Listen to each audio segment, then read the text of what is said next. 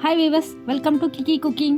இன்றைக்கி நம்ம வந்து சாம்பார் சாதம் எவ்வளோ நல்லா வந்து டேஸ்ட்டாக நம்ம வந்து செய்ய போகிறோன்றதை பற்றி நம்ம டிப்ஸ் எல்லாமே சொல்லியிருக்கோம். இது போல் நீங்களுமே வந்து செஞ்சு உங்கள் வீட்டில் அசத்துங்க. வாங்க இப்போ வீடியோக்குள்ளே போகலாம். நம்ம ஃபஸ்ட்டு வந்து குக்கர் வச்சிடலாம். குக்கரில் வந்து எண்ணெய் ஊற்றிடலாம். எண்ணெய், ஜீரகம், கடுகு, கருவேப்பிலை எல்லாத்தையும் போட்டு நம்ம வந்து தாளித்து எடுத்துக்கலாம்.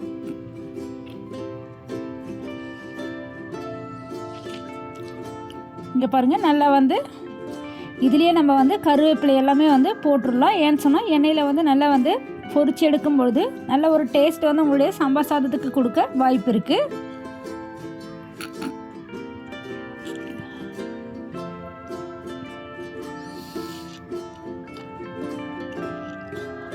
அதே போல் அரிசி பருப்புமே வந்து நம்ம இந்த ரேஷியோவில் நீங்கள் வந்து எடுத்துக்கோங்க. 1:1.2ன்ற ஒரு ரேஷியோவில் நம்ம வந்து எடுத்துக்கலாங்க. அரிசியும் பருப்புமே வந்து நம்ம சரியான ஒரு அளவில் எடுத்தால் மட்டும்தான் அது நல்லா குழையாமல் க்ரீமி நல்ல டேஸ்ட்டாக வந்து உங்களுக்கு வந்து கிடைக்கும். தண்ணியோட அளவுமே நம்ம வந்து சரியான அளவில் எடுத்துக்கணும். குக்கரில் நம்ம செஞ்சோன்னு சொன்னால் 1 கப் அரிசிக்கு 4 கப் தண்ணி வந்து எடுத்துட்டோன்னா ரொம்ப நல்லா வந்து சூப்பராக உங்களுக்கு வந்து கிடச்சிரும். இது கூட நம்ம பெருங்காயத்தூளும் கொஞ்சம் வந்து ஆட் பண்ணிக்கலாம்.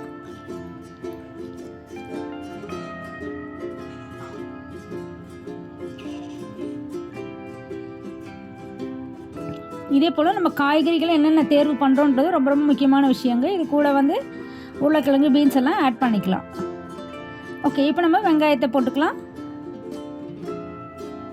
வெங்காயம் கூடவே வந்து நம்ம பூண்டுமே வந்து நம்ம அது கூட தட்டி ஆட் பண்ணிக்கலாம்.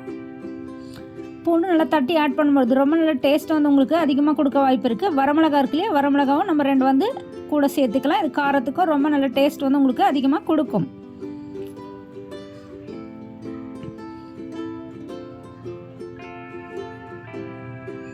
வெங்காயம் நீங்கள் வந்து சின்ன வெங்காயமாக ஆட் பண்ணிக்கலாம். அப்போ ரொம்ப நல்ல டேஸ்ட்டாக இருக்கும். உப்பு ஆட் பண்ணிக்கிறோம்.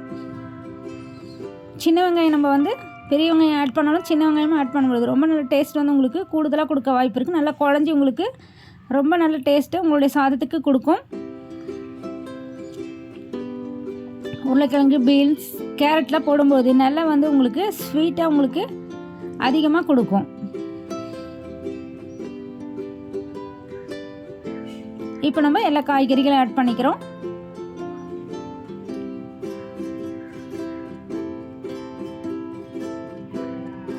இதுவுமே வந்து எண்ணெயில் நல்லா வந்து வதங்கிட்டே இருக்கணும். ஃபுல்லாக நமக்கு எண்ணெயில் இந்த காய்கறிகள்லாம் நல்லா வதங்கி கிடைக்கும்போது தான் ரொம்ப நல்லா உங்களுக்கு டேஸ்ட் கொடுக்கும். நம்ம நல்லா இந்த காய்கறிகள் எல்லாமே நம்ம எண்ணெயில் போட்டு நல்லா வதக்கிட்டே இருப்போம். அதே போல் நம்ம சாம்பார் பொடி வந்து ஸ்டார்டிங்கில் ஆட் பண்ணக்கூடாது. கடைசியில் தான் நம்ம வந்து சாம்பார் பொடி ஆட் பண்ணணும். அப்போ தான் நல்லா வாசனையாகவும் இருக்கும், அதில் கசப்பு டேஸ்ட்டும் வராமல் இருக்கும்.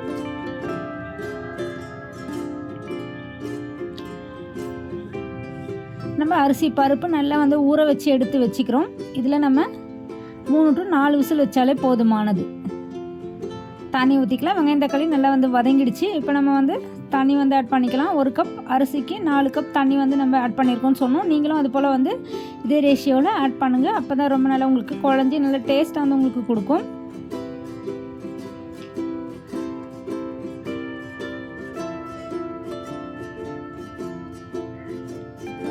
இப்போ நம்ம அரிசியை நல்லா கழுவிட்டு அரிசி பருப்பெல்லாம் இருக்குல்ல அதையே ஆட் பண்ணிக்கலாம். அரிசி பருப்பு நல்லா வந்து தண்ணியில் அந்த வாசனை போக கழுவி எடுக்கணும். தண்ணியும் நம்ம சொன்ன ரேஷியோவில் வச்சுக்கிறோம். இதில் 3 to 4 விசில் மட்டுமே நம்ம வச்சு வேக வச்சோன்னா ரொம்ப நல்லா குழஞ்சி உங்களுக்கு வந்து கிடைக்கும்.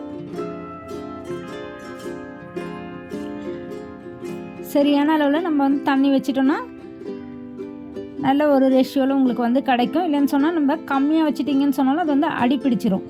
அதிகமாக வச்சுட்டிங்கனாலும் ரொம்ப தண்ணியாக சொதன்னு ஆகிடும் இல்லையா. அதனால் நம்ம வந்து சரியான அளவில் மட்டும்தான் தண்ணி வந்து வைக்கணும். அடி பிடிச்சிச்சின்னா சுத்தமாக வந்து டேஸ்ட்டு உங்களுக்கு கெடுத்துடும். அதனால் நம்ம சரியான அளவு தண்ணி வைங்க. இப்போ தண்ணியை நம்ம ஊற்றி எடுத்துக்கலாம். உப்பு நம்ம ஸ்டார்டிங்லேயே ஆட் பண்ணிட்டோம். கடைசியாக நம்ம வந்து உப்பு செக் பண்ணிவிட்டு கூடுதலாக தேவைப்பட்டுச்சுன்னா கொஞ்சம் எக்ஸ்ட்ரா ஆட் பண்ணலாம், இல்லைன்னா தேவையில்லை.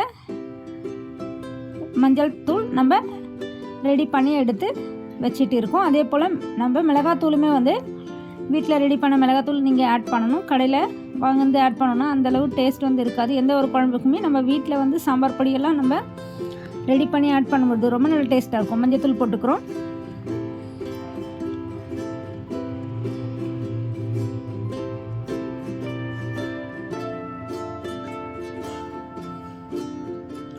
இது கூடவே நம்ம வந்து மிளகாத்தூளும் நம்ம ஆட் பண்ணிக்கலாம். சாம்பார் பொடி இருக்கு இல்லையா, அதுவுமே நம்ம வந்து இது கூட ஆட் பண்ணிக்கலாம்.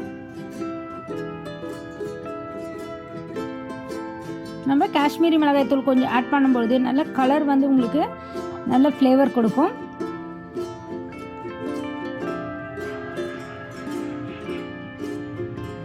இப்போ நம்ம எல்லாத்தையும் ஆட் பண்ணிவிட்டு நல்லா இந்த சாதம், காய்கறி, நம்ம இந்த ஆட் பண்ண மசாலா தூள் எல்லாமே நல்லா மிக்ஸ் ஆகிற அளவு நல்லா கலக்கி விட்டுறணும் ஃபுல்லாகவே. உங்களுக்கு ஸ்வீட் டேஸ்ட்டு பிடிக்கும்னு சொன்னால் நம்ம வந்து ஒரு சிட்டிகை வெல்லம் வந்து நம்ம வந்து லாஸ்ட்டாக நம்ம ஆட் பண்ணிக்கலாம். ரொம்ப நல்ல டேஸ்ட் உங்களுக்கு கூடுதலாகவும் கொடுக்கும்.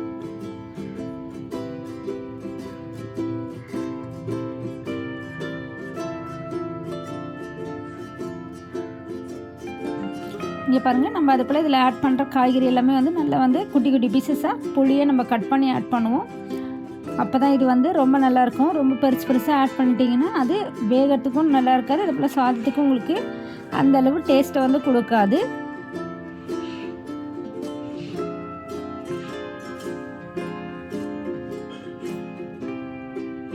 இப்போ நம்ம நல்லா வந்து எல்லாத்தையும் மிக்ஸ் பண்ணி எடுத்துட்டோம். மிக்ஸ் பண்ணி எடுத்துகிட்டு இப்போ நம்ம விசில் போடுறதுக்கு ரெடி ஆகிடுச்சு. நீங்கள் வந்து இது போல் காய்கறி மசாலாஸ்லாம் ஆட் பண்ணிவிட்டு கலக்காமல் நீங்கள் வந்து வச்சிடக்கூடாது. ரொம்ப அதிக அளவு நம்ம வந்து அடி பிடிச்சிடுறதுக்கு வாய்ப்பு இருக்குது. அதனால் நல்லா கலக்கிட்டு அதுக்கப்புறம் நம்ம வந்து குக்கர் போட்டு மூடி போட்டு எடுத்துக்கலாம். ஒரு 3 to 4 விசில்ஸ் வச்சாலே போதுமானது. அதுக்கு மேலெல்லாம் தேவையில்லைங்க. இந்த விசிலுக்கே உங்களுக்கு வந்து நல்லா வந்து வெந்து கிடச்சிடும். ரொம்ப நல்லா உங்களுக்கு இங்கே பாருங்கள், ரொம்ப நல்ல டேஸ்ட்டாக நமக்கு வந்து இப்போ சாம்பார் சாதம் ரெடி ஆகிடுச்சு. இப்போ இதை ஃபைனலாக நம்ம வந்து ஒரே ஒரு ஸ்பூன் அளவு நெய் வந்து ஆட் பண்ணிக்கலாம். நெய் ஆட் பண்ணிவிட்டு நல்லா வந்து கலக்கி எடுக்கும் பொழுது ரொம்ப நல்லா உங்களுக்கு டேஸ்ட் அதிகமாக கொடுக்குங்க. இதுக்கு நம்ம வேறு எந்த சைடிஷ்மே தேவையில்லை. வத்தல் இங்கே பாருங்கள், நம்ம அப்பளம் பொரிச்சு வச்சுருக்கோம். இதுவே வந்து உங்களுக்கு ரொம்ப நல்ல சரியான காம்போவாக அமையும். நெய் வந்து ஸ்டார்டிங்லேயே ஆட் பண்ணிவிடுவாங்க சில பேர், ஆனால் அது வந்து உங்களுக்கு எந்த ஒரு டேஸ்ட்டுமே கிடைக்காதுங்க. அதனால் நம்ம வந்து ஃபைனலாக இது போல் வந்து ஒரு 2 ஸ்பூன் நெய் வந்து ஆட் பண்ணிவிட்டு நல்லா வந்து கலக்கி விட்டுறலாம். கலக்கிட்டு கொஞ்ச நேரம் நம்ம மூடி வச்சாலே போதும். இது வந்து ஹோட்டல் ஃப்ளேவரில் உங்களுக்கு ரொம்ப நல்லா ரிச் ஃப்ளேவர் உங்களுக்கு கொடுக்க வாய்ப்பு இருக்குது.